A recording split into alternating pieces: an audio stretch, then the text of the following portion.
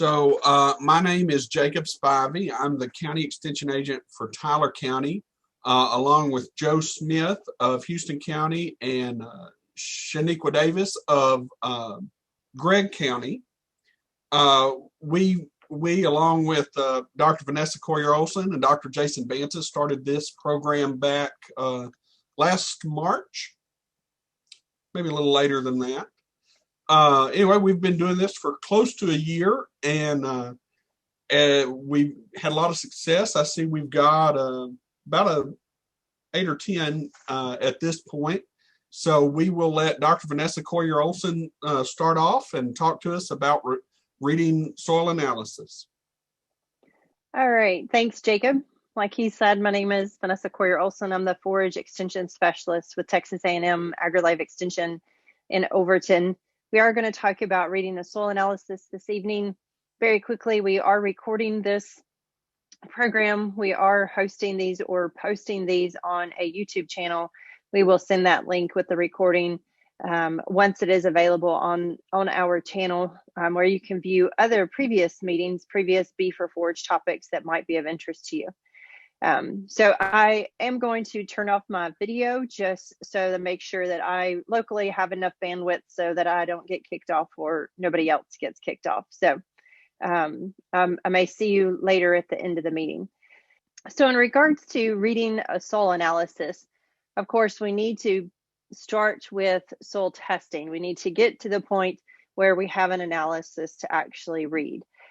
So hopefully we are all performing soil tests on a regular basis, especially for hay production. If you are producing hay for livestock, I definitely recommend collecting samples on a yearly basis. So every year collecting soil samples, having them analyzed, because in a hay meadow, we are removing a majority of our nutrients. So we are not recycling any nutrients like we do in a pasture or a grazing system. In a grazing system, whether it's cattle or deer or horses, or other livestock, we are recycling a certain percentage of those nutrients back into those pastures through their feces and urine. For ruminants, beef cattle, they keep about 10 to 30% of their nutrients. The other 70 to 90% of those nutrients are going to be recycled back into that pasture system through their manure and urine. So we're not changing the nutrient status or what nutrients are available in our soils as severely as we are in a hay production system where we are harvesting those nutrients in a round bale or a square bale, and we may be feeding them to our animals, but in another location most likely, or we may be selling that product. So soil testing is going to be very important. It will tell us what nutrients have carried over from season to season, let us know if there's any deficiencies, or if maybe there are nutrients that we have adequate levels of or adequate amounts of, and we no longer need to, or we don't for that particular season or that particular time need to add additional nutrients. Most soil analysis, and I will be talking more specifically about reading a soil analysis from Texas A&M.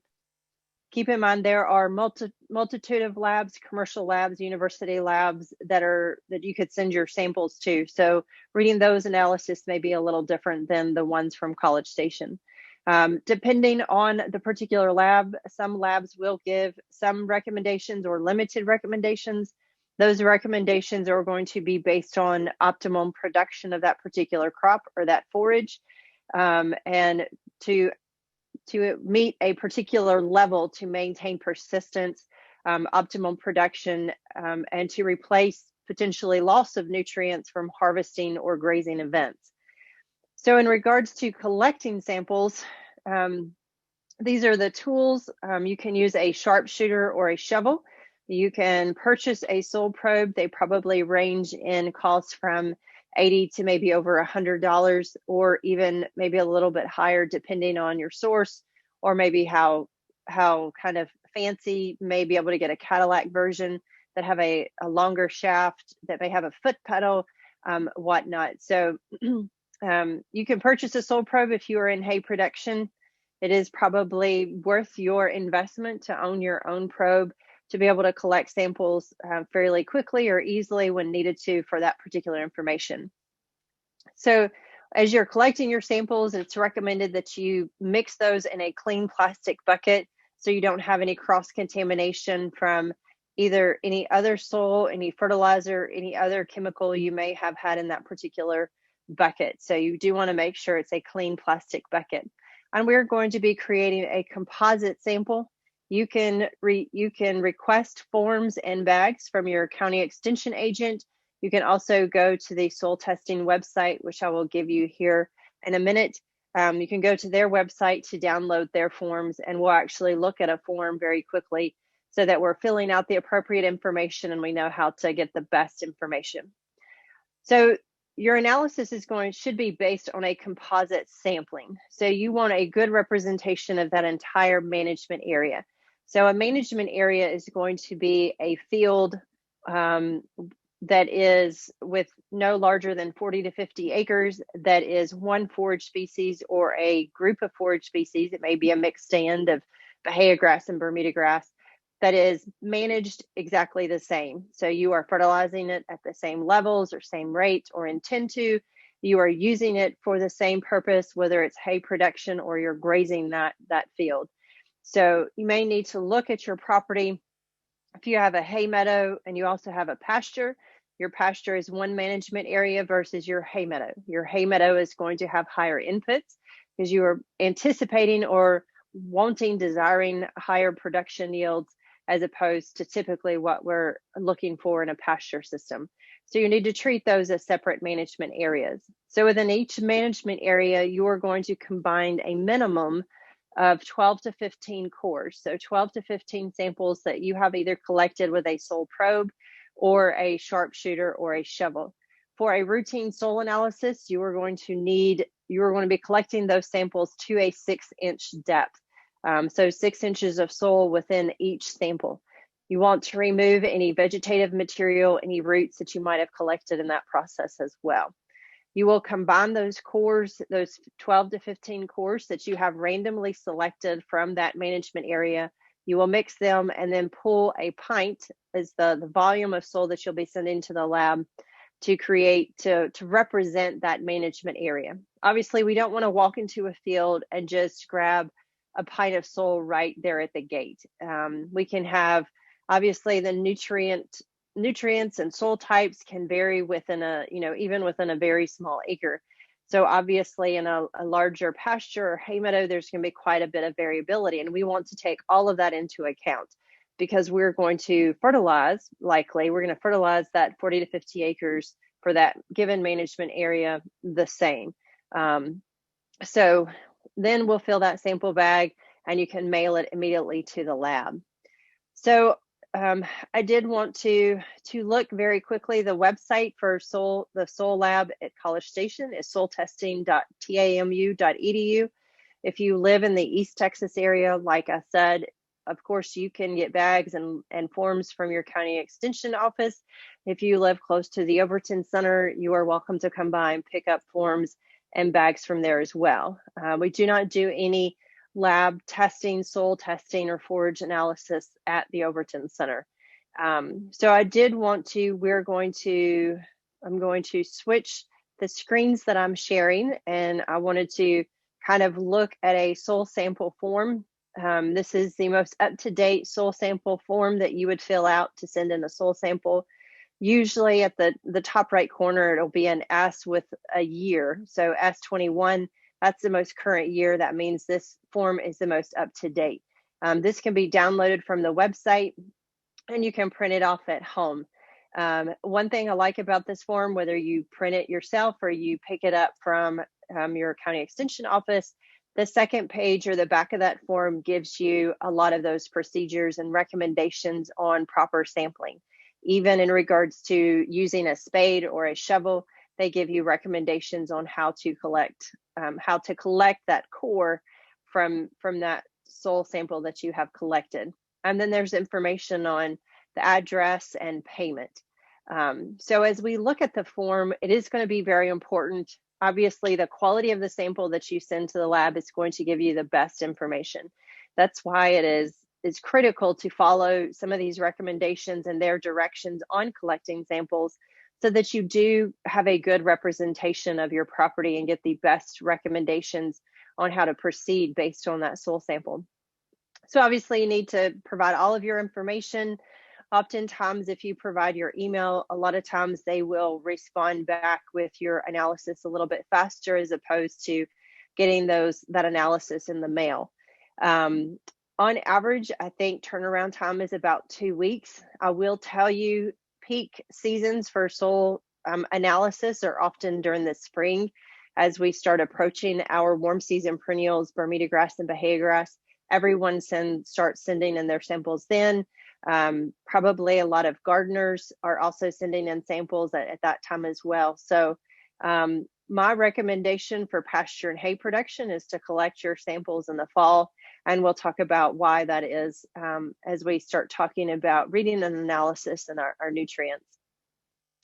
So in regards to the sample information, it will be important if you are submitting multiple samples that you have labeled those samples so you know which field is represented by that sample. So if you have a hay meadow, you may label it field A on the form as well as the soil the bag of soil that you're sending. Whereas if it's a pasture, you may label it B, or you may have a name for it. At the Overton Center with all the research property, they have very unique names for different pastures, and that's understood, based on a name, where that is, what field that is, what's the forage, what have you.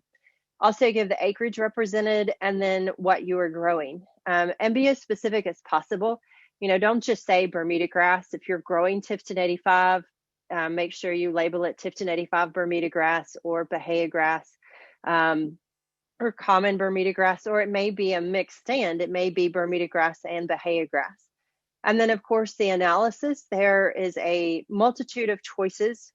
Most of us will be doing a routine analysis where that will give you your soil pH, nitrate, nitrogen, phosphorus, potassium, some micronutrients, or some secondary nutrients.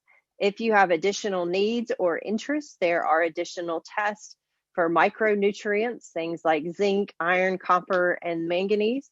If you are concerned about salinity, especially along the coast after a hurricane, historically there have been some salt or salinity issues in pastures and hay meadows as a result of those storms and high tide waters. So may be interested in salinity, or if there's a lot of salt in your water that you're irrigating with potentially. You can also add organic matter. That may be of interest to you, as well as there are texture analysis. So you can see the price obviously increases with the more information you are seeking, but a routine soil analysis that will get us the basics for forage production is going to cost you $12 per sample. So I did just want to look at that very quickly. You also need to make sure on the far right of the sample information that you are selecting what that forage is being used for. Grazing and hay production, or just hay production. I will highly recommend, if you are looking to replant. So I've had a lot of people talk about planting coastal Bermuda grass or Tifton 85 this coming spring. And when you send in your soil sample, you need to select or focus on establishment. If your forage is recovering from any extreme event, such as a drought, so following the drought of 2011, our recommendation was, when you send in a soil sample, to select minimum requirement. And that is because those forages were extremely stressed from drought, from overgrazing, all kinds of things that kind of culminated at once. And that minimum requirement works very well as we are trying to recover those forages. We don't necessarily need to be applying heavy rates or high loads of fertilizer. We need to focus on things that are more important for root growth and development, and kind of rebuilding that plant structure and realigning or kind of reboosting that persistence as well. So in that particular situation, we would recommend minimum requirement. As we move into spring, following the most recent snow and ice and extremely cold temperatures, where good parts of East Texas, Central Texas were in the negatives or single digits, at least last Tuesday. I can't believe that was a week ago. We may want to, as we start greening up, we may be concerned about winter kill or recovery following these extreme temperatures and cold events this season. So we may want to, when we send off a soil analysis spring, we may want to select minimum requirement. For some of our fields and some of our forages that are more susceptible to winter kill, such as Tifton 85, it may be critical that we focus on kind of providing some tender loving care to that forage before we start putting heavy loads of nitrogen and other nutrients into that system. So that is why you might select minimum requirement on this particular form. All right, so back to the presentation. If you ever have any questions about filling out a form, feel free to ask your county extension agent. You can contact myself. You can also contact the lab directly to get, maybe some instruction on filling out that form, but we're happy to help. So just briefly, some information about the lab at College Station. It is part of the Department of Soil and Crop Sciences, which that is the department within the College of Ag and Life Sciences that I am associated with and I am a part of there at College Station. It will be important as you use labs to just be aware that a lot of labs are going to use different methods of determining or extracting plant available nutrients.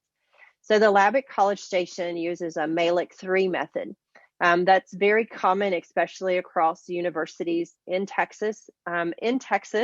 University or college labs kind of have a consortium, and they have historically agreed upon using very similar or using the same methods. Where you may see some differences are if you happen to use a commercial lab. So a lot of times, fertilizers retailers in Central and East Texas will, if you buy fertilizer from them, or they may suggest or may be willing to send off your soil sample for free, potentially. But I do know I get quite often from producers analysis from labs such as Analabs or Midwest labs, various labs, not only in Texas, but also across the United States. And people have a hard time reading those. If you think the soil form or the soil analysis sheet from College Station is a lot of information, some of these commercial labs get, quite a bit of information and get, you have to kind of, I have to familiarize myself with it before I can, answer a lot of questions sometimes. Even helping my father in North Carolina, their lab does things very differently. And so I have to take time to look at their analysis to figure out what's what, and to be able to read it and answer and advise him appropriately. So do know that especially commercial labs are likely to be using different methods, different processes. A lot of times you can look at their website. They will give you detailed information about the methods that they use to calculate nutrients. It's important to know so that if you send the same sample to a commercial lab and to A&M, you may see some differences in the amounts or the available nutrients, and that could be based on their testing method. So just keep that in mind. But most universities within Texas have agreed to use the Malic 3 method. So they're should be fairly close if those labs are following appropriate procedures. So the soils lab at College Station will give recommendations on fertilizer rates, and those are based on optimum plant growth and yield, and basically also assuming some removal of those nutrients, whether it's from harvesting. Obviously, we're removing a larger amount of nutrients versus grazing, where we're not going to be removing as many of those nutrients. We're recycling a lot of those nutrients. So that's why it's going to be very important on that form that you mark grazing or hay or both. Also keep in mind, if you are using some of the commercial labs, that they typically will not give nitrate, nitrogen recommendations, so nitrogen fertilizer recommendations. They may not even list what is available as far as nitrate, nitrogen. And that is primarily because a lot of those commercial labs are used by crop guys. So the larger guys that are producing corn and soybeans and wheat and oats and and all of those, and cotton and all of those crops. Those guys know how much nitrogen is needed for the level of production they're anticipating. So, and they're obviously on a regular harvesting schedule, so they're removing quite a bit of that. So they don't necessarily need or look for those recommendations. So that can be very confusing for some of us in pasture and forage production. But I just wanted to make you aware of that. So this is kind of a condensed version of what a soil analysis report will look like from College Station. And we'll go through some more detail. But this is a routine soil analysis. So this is the information you would be given. It will tell you the crop that is grown based on the information you've given. So this is an improved hybrid Bermuda grass. So that could be Tifton 85 or coastal. It's not irrigated, and they're anticipating 3 hay cuttings within that season. It will show you your soil pH in that chart, and then there's a level that is indicated as if there's some words, but there's also some shadowing kind of on a bar. And then you have nitrate nitrogen, which is plant readily available nitrogen, phosphorus, potassium, and then some secondary nutrients, calcium, magnesium, and sulfur. So this is a routine analysis, and then it will give you recommendations based on what is available based on your soil sample. So the fertilizer recommendations will be on the far right of that page, in line with those nutrients, and then the limestone recommendation will be at the bottom of that particular table. Below that will be additional information, and that can be very critical information to pay attention to. It will make specific recommendations based on your lime recommendation in regards to the value of that liming product, and we'll talk about that a little bit. This is a hay harvesting situation, so they're recommending additional nitrogen between hay harvest. And then there's specifics about other nutrients, if they are extremely high or if they're very low, how those applications need to be made for that particular nutrient. And we'll come back and look at this again, kind of in a little bit more detail. But I just wanted to go back over the kind of information you're going to get. So with a routine analysis, your soil pH, which is going to be very important for nutrient recovery. Some of our forage species are going to be very sensitive to our soil pH, so that can be very critical and very important to pay attention to, especially in East Texas with our very sandy soils that tend to be very acidic. It will also give you your macronutrients, that's nitrogen, phosphorus, and potassium. They are the macronutrients because they are needed in the largest amount for plant growth or forage growth and production. And then our micronutrients, calcium, magnesium, and sulfur. There is a possibility for secondary, or those are micronutrients, but kind of secondary nutrients, additional micronutrients needed in even smaller quantities, such as zinc, iron, manganese, and aluminum. Those would be an additional test. So I put a star by the other aspects of a soil analysis that would be in addition to a routine soil analysis. Organic matter content is typically going to be low in our very sandy soils. Our sandy soils tend to be very infertile, so tend not to have a lot of organic matter. Organic matter can have a huge impact on the ability of our soils to hold on to nutrients, especially our positively charged nutrients. Our heavier clay soils do tend to have higher organic matter. A lot of producers will look at organic matter content to help make some of their fertilizing decisions. The soil doesn't have a lot of organic matter, then you're likely to need more nutrients such as calcium, magnesium, potassium, and phosphorus. Soil texture, whether it's sand, silt, or clay, can tell you a lot about the nutrient holding capacity of our soils. Sand, like I mentioned, is very infertile. It's also prone to leaching, so we run the risk of losing certain nutrients from, especially if we have heavy rainfall.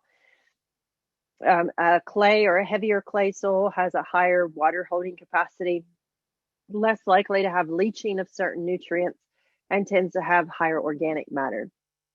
Salinity panel, or a detailed salinity panel, like I mentioned earlier, may be of interest if you are concerned about salt levels from irrigation water, from extremely high levels of nitrogen fertilizer that can have a lot of salt in it. That's not, like I said, the main issue. That the one time that was a main issue for some forage producers in kind of the coastal region of Texas was following hurricanes, where there was a lot of tidal water that moved into pastures and hay meadows. And then, of course, lime recommendations based on your soil pH. So we're going to go through each one of those and talk about what they are, why it's important, and just some different information about those different aspects of a soil analysis. So why it's important to pay attention to, and some things to kind of understand. So what is soil pH? It is a measure of the hydrogen ion activity in the soil solution. So how many hydrogen ions are within the solution or the water that is around those soil particles. It's a logarithmic scale, so a change in 1 unit. So changing a soil pH from a 5 to a 6, and it's just a 1 unit change, but it is actually a 10-fold increase in soil pH. So it's not just changing your soil pH 1 unit, it's a 10-fold increase. So if you were going from 5 to 7, it would be basically a 100-fold increase. Do need to keep in mind that our soil pH is kind of fluctuating throughout seasons and from year to year. That is why it is recommended to collect your soil samples fairly close to the same time of year every year, or every couple of years if you're collecting samples for a grazing situation, because there can be some slight fluctuations throughout that season or from year to year. And obviously your soil pH is going to be impacted by your fertilization, whether you're liming or not liming. Obviously, acid rain, leaching of nutrients to the point where you're increasing the hydrogen ions in that soil solution, because you're losing things like your nitrate, nitrogen to leaching. If you are putting in a lot of nutrients and harvesting and really pulling a lot of nutrients out of the soil, that can also impact your soil pH or cause soil acidity. So there's a lot of things that we do as forage producers that can influence that soil pH. I recommend for our warm season pastures and hay meadows that we collect our samples in the fall. Hopefully we have moisture, and that makes it easier to collect our samples. We're not going to bend our shovel trying to get into a rock hard ground. But also, if we need to change our soil pH, it gives us time to change our soil pH, because depending on our source of lime, it may not be a very quick change or fast change. So you want to make sure you have adequate time to get that change in your soil pH, if that is what is needed. All right, so back to our form, we're going to talk about our primary nutrients, nitrogen, phosphorus, and potassium. And we'll talk about liming a little bit later as well. So in this particular scenario, soil pH is 5.5, and per the lab, they're saying that it's moderately acidic. So they're recommending a ton of 100 ECCE lime per acre is their recommendation to change our soil pH. So soil pH will affect the nutrient recovery. Now, this table is a very broad generalization across all forages. Soil pH sensitivity is going to be very dependent on forage species and even variety. So for the lab, they consider for a majority of our forages the critical level to be 5.8. So I've indicated that with the blue line here on this table. So as our soil pH drops or becomes more acidic, it can be challenging for certain forages and species to recover nutrients because of that acidic soil.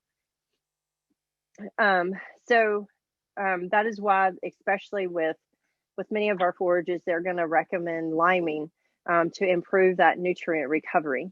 Unfortunately, there are some micronutrients such as aluminum and manganese that actually become more readily available as our soil pH drops. And they can actually, if they're in too high of a proportion in our soil solution, they can cause damage to the root structure of those plants. And that prevents those plants from harvesting or utilizing any nutrients that are available within that soil solution. Well, let's get going. Okay, so is liming necessary? That's going to depend on the forage species. There are some forages, such as our legumes, arrowleaf clover, crimson clover, ball clover, any of our cool season annual legumes tend to be very sensitive to soil pH. Most of those require soil pH of at least a 6.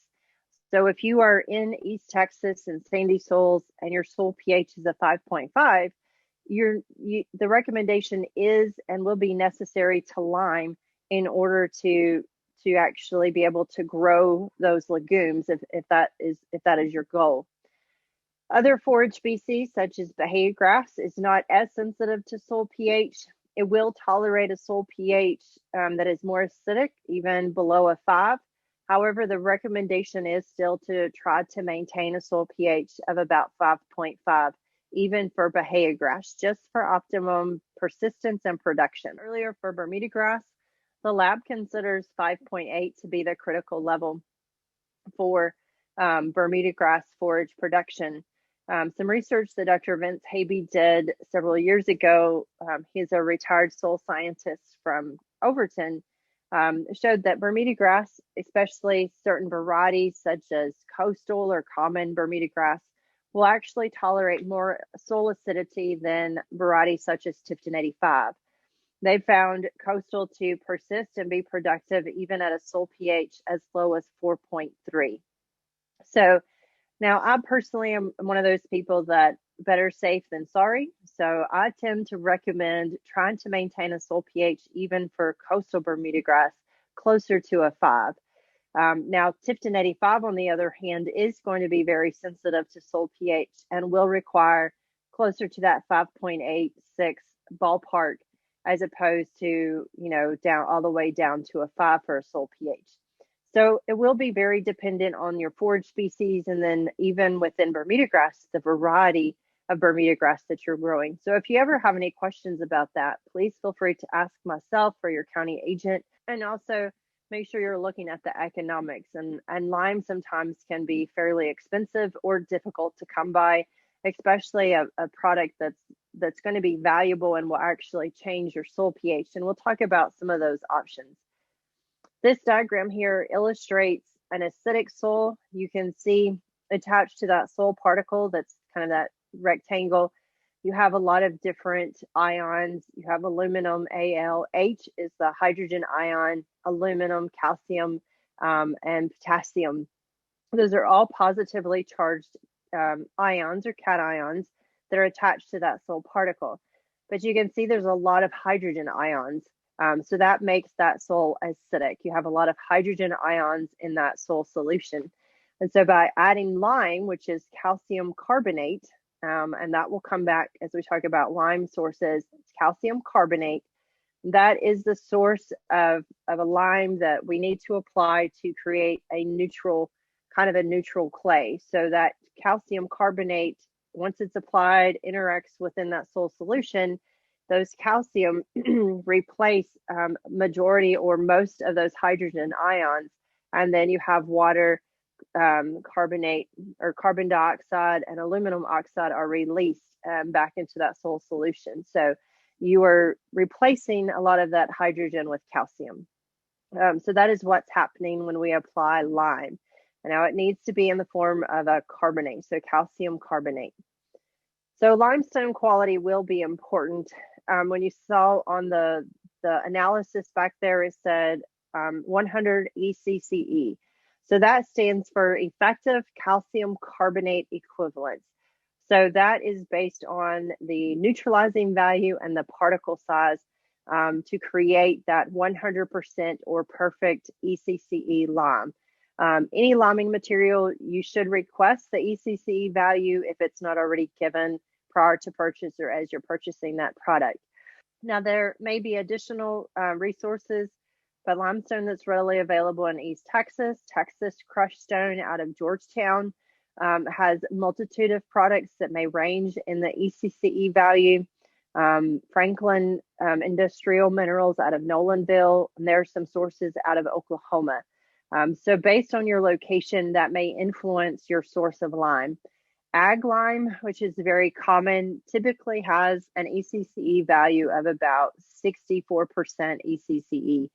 So because your liming recommendation is based on 100, you'll have to apply additional lime beyond that 1 ton.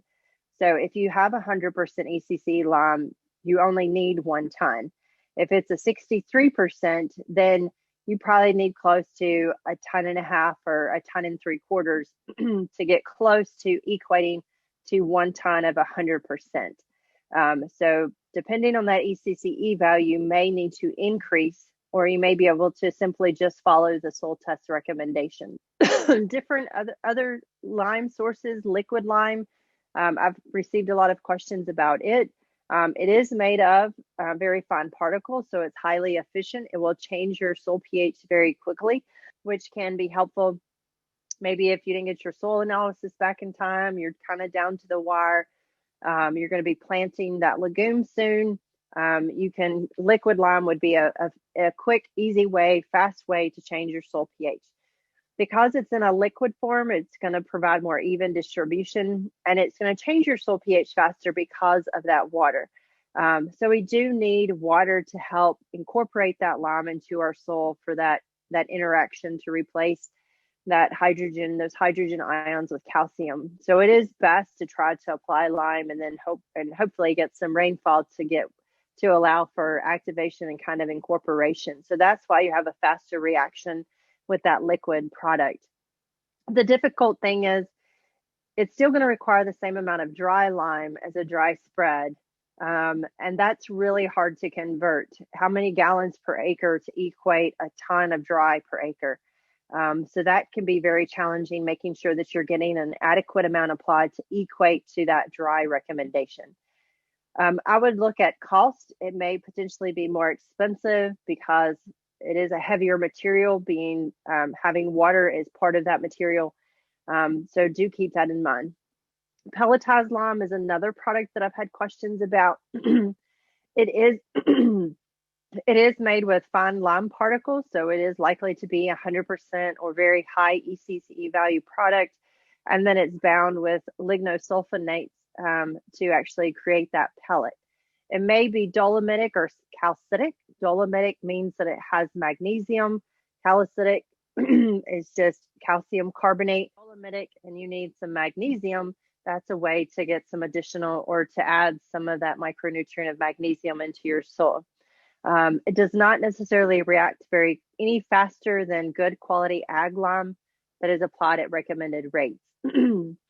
So I would look at the cost, do a cost comparison of those different products. That would be your big factor, or the main factor that would maybe why you would select pelletized lime or against pelletized lime.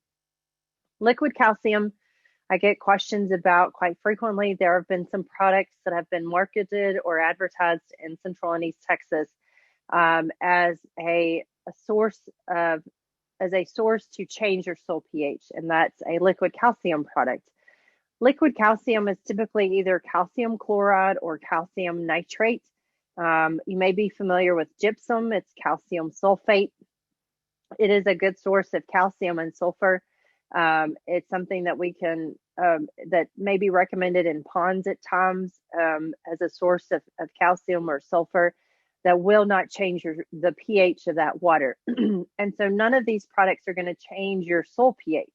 It's basically a neutral salt. So it's not going to raise or lower your soil pH. All you are doing is applying calcium.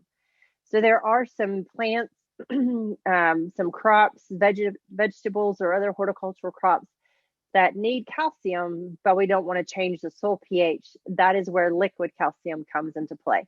So I do not recommend liquid calcium for pasture or hay production.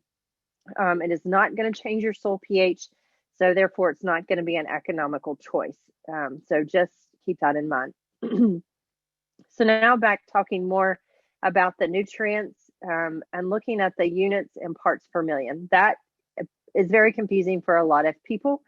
A lot of people will ignore that and just look at the fertilizer recommendations, but I'm going to introduce you to a way that you can convert those units so that you can have a better understanding of what's readily available, what's available for your plants based on your soil sample. So we can convert parts per million to pounds per acre within a 6-inch soil sample by simply multiplying by 2.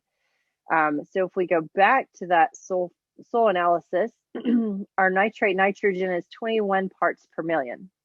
So if we multiply that by 2, that means there are 42 pounds of nitrate nitrogen per acre based on our soil sample within that pasture, or within that hay meadow. This is a hay meadow. So you can multiply each of those by 2. You can write it right there on your analysis. You can do the math very simply, very quickly, and then you know how many pounds per acre of each of those nutrients are available within that hay meadow or within that pasture. So that can help you, as we talk about those nutrients, kind of understand or think in pounds per acre. That's my recommendation. If it's a deeper sample, a 12-inch sample, it's parts per million times 4.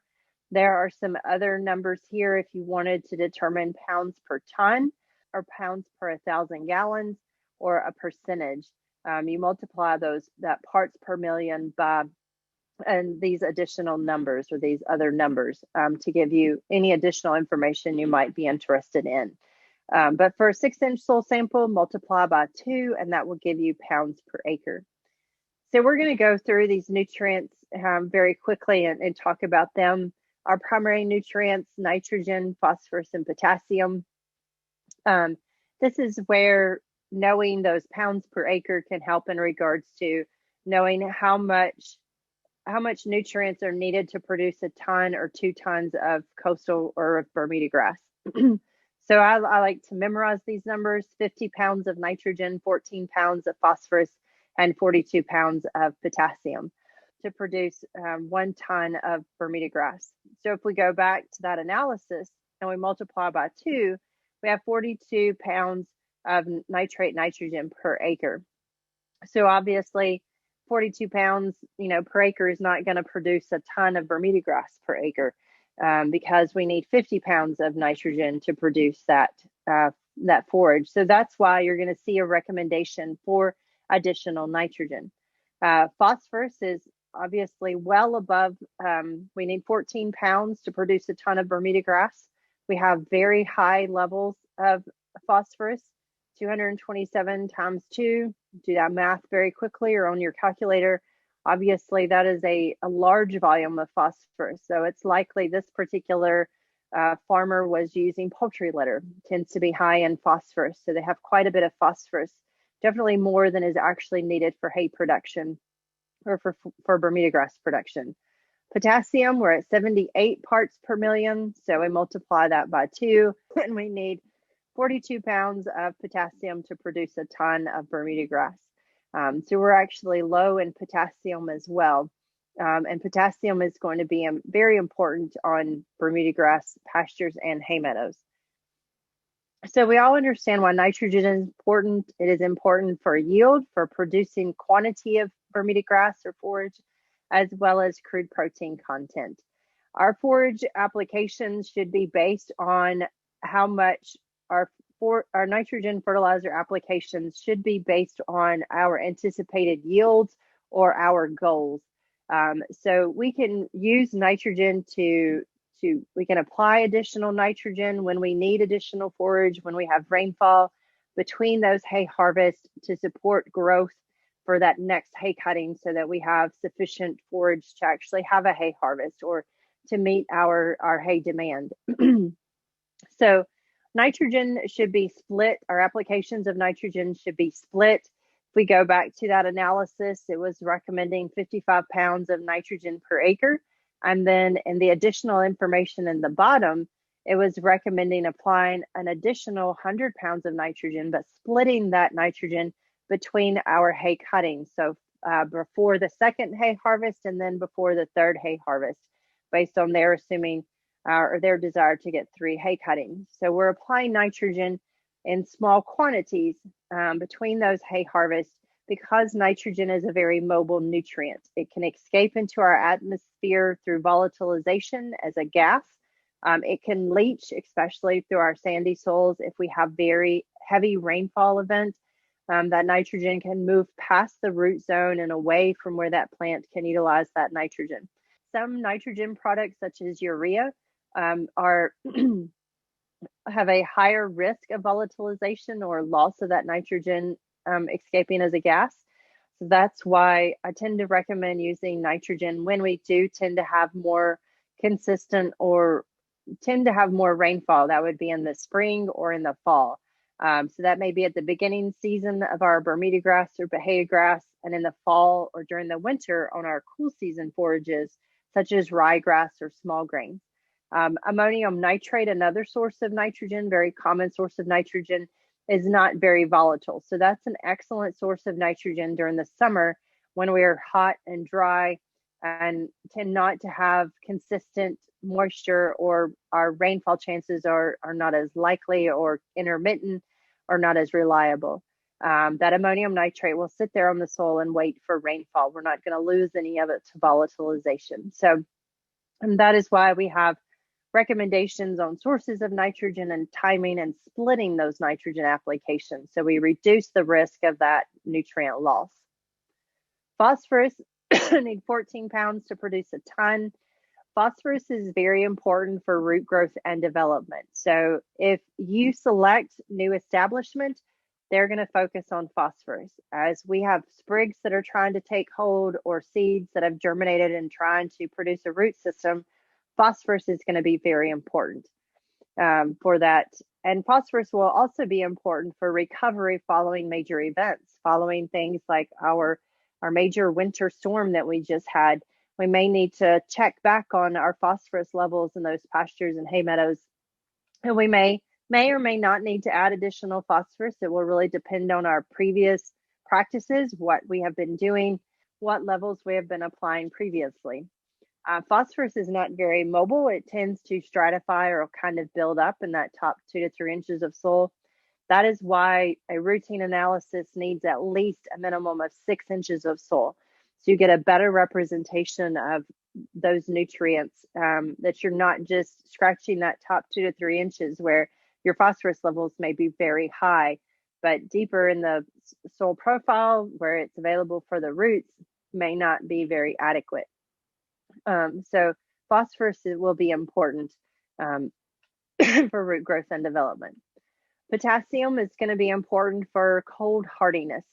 So I anticipate if there are some losses to any stands of Bermuda grass or Bahia grass following this winter weather, it could be in association with a potassium deficiency.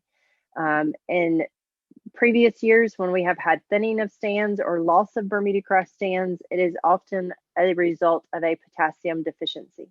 Potassium is important for water use efficiency, so it helps with drought persistence and drought recovery. It's also important for disease resistance. So if you have ever had bipolaris leaf spot on your Bermuda grass, or what looks like, black spots on your Bermuda grass, that may be as a result of a potassium deficiency. With a potassium deficiency, Bermuda grass is more susceptible to things like bipolaris leaf spot. And it's also important for cold hardiness. So unfortunately, in our sandy soils, sand tends to be deficient in potassium. It's difficult for sand to hold on to those positively charged cations or nutrients such as potassium and calcium and even phosphorus. So it will be important to pay attention to potassium levels in your Bermuda grass pastures and hay meadows. Now, unfortunately, Bermuda grass is a luxury consumer of potassium. So if we go back to that soil analysis, at the very bottom in the extra notes for potassium, since this is Bermuda grass, it will actually say split apply potassium fertilizer if recommendation is for more than 75 pounds of K2O per acre. On this recommendation, it's 120 pounds. So you need to split apply that application. So it may be maybe 75 pounds at the beginning of the season, and then the additional between hay cuttings, or you may split that into 3 applications. You're going to be applying nitrogen that equally between those hay cuttings. You could just add in the 40 pounds of potassium between each cutting, but it needs to be spread out throughout the season, because if you applied all 120 pounds before that first hay cutting, by the time you got to the 3rd cutting, you would have a deficiency. And then that Bermuda grass could be subject to winter kill or not recovering from a drought if that ended up happening. So if there's a recommendation for more than 75 pounds, you'll need to split that application for Bermuda grass. Most of our other forages are not luxury consumers, such as Bahia grass or any of our cool season forages, so that would not necessarily be necessary for those forages. So I like to say potassium is for persistence. This is a great illustration of that. The Bermuda grass on the right side, that plot, if you look between the weeds, you may see some exposed thatch or soil from thinning of that Bermuda grass stand from a potassium deficiency.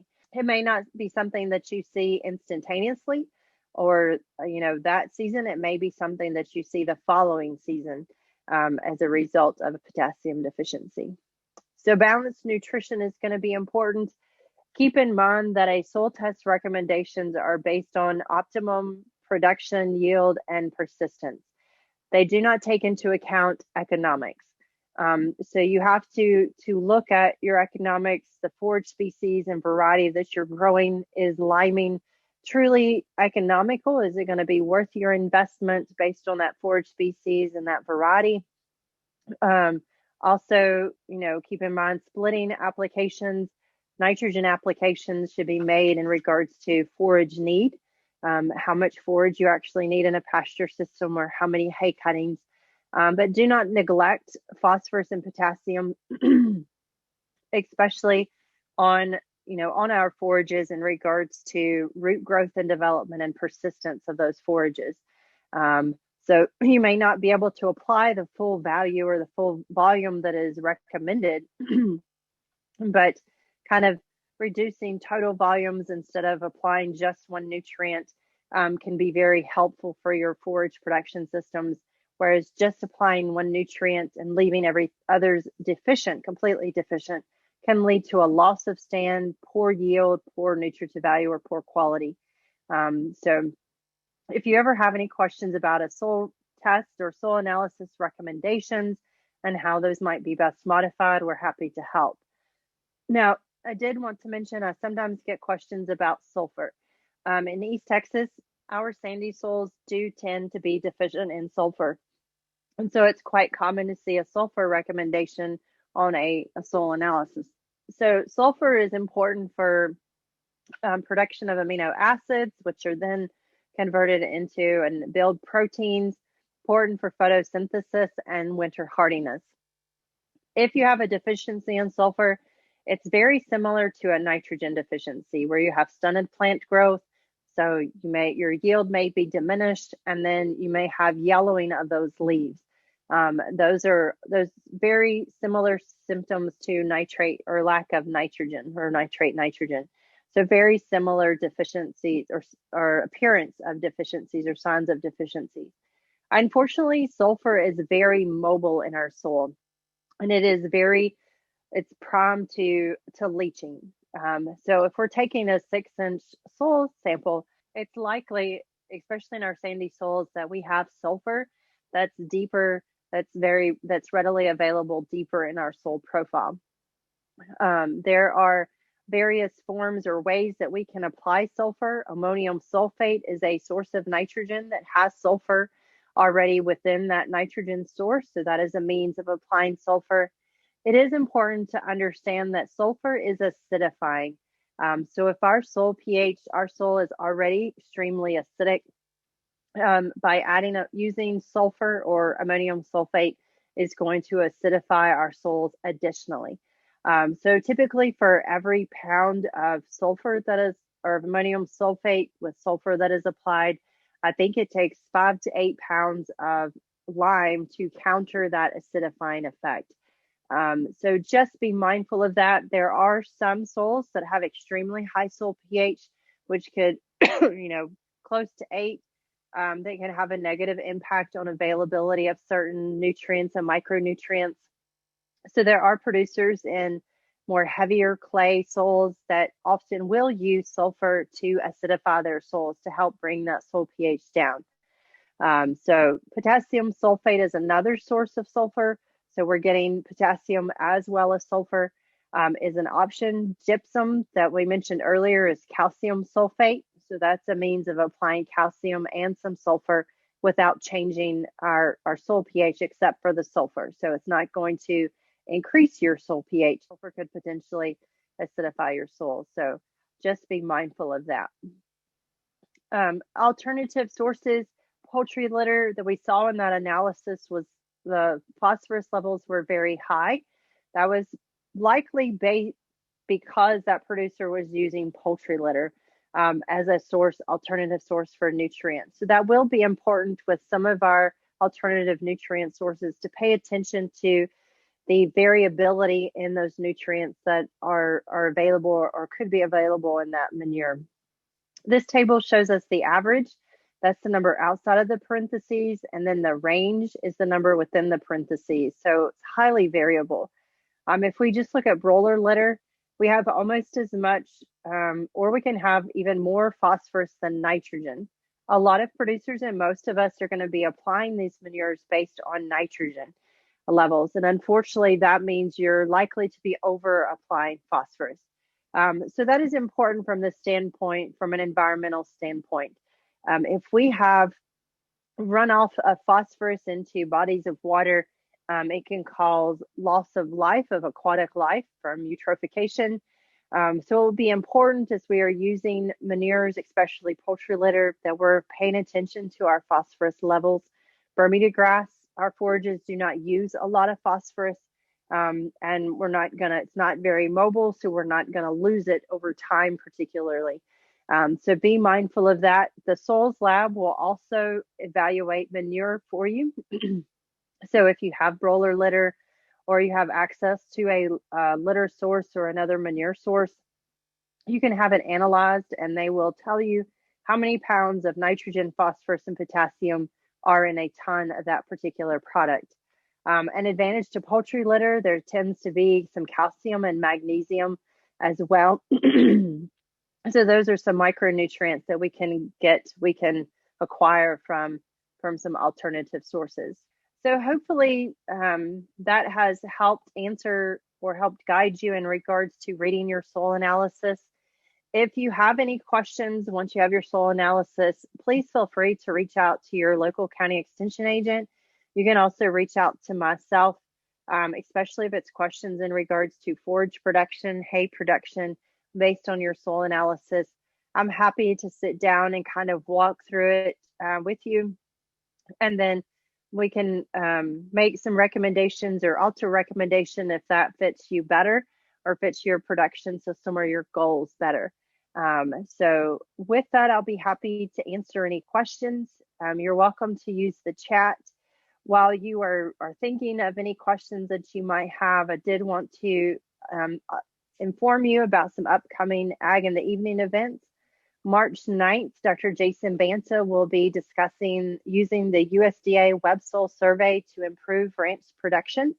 And that is an excellent tool to help determine your soil types or the different types of soil that are on your property. He'll show you where you can find that, how to find that information. You can also look at drainage of that location, which can influence cultivar or species or variety adaptation. It may answer why you have issues in certain parts of your property. And so he's going to cover that and walk you through that process so that you can utilize that free tool for your property. On March 23rd, I will be the speaker again, talking about preparing for summer forages. Hopefully we're coming up on spring, and as the sun comes out and temperatures warm up, we're going to start thinking about those warm season forages. So we'll talk about how to prepare for that upcoming season, things we can do now, things we need to be prepared to face as we move forward. So those are two upcoming meetings. If you would like those links, we can share the flyer for you, or you may have already seen the flyer from your agent or posted on other websites.